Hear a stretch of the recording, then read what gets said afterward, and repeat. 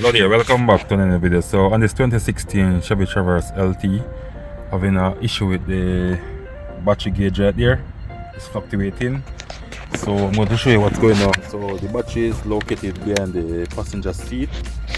You have to remove this cover to get it out. So I'm going to show you what's going on. So let me see if I can move this cover out the way. Alright, I wasn't able to move it just now, but as you can see right here, the battery terminal is corroded. So I'm going to shake it and show you on the dash what is going on. Alright, so now as you can see it's at 14, so now I'm going to wrap the neutral wire. Okay, as you can see when I'm playing with the wire, it's fluctuating.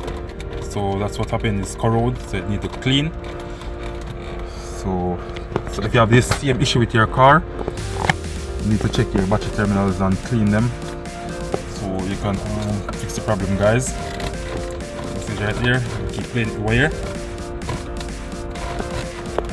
So that's the problem, guys. I'm going to have to clean it, and that's it. So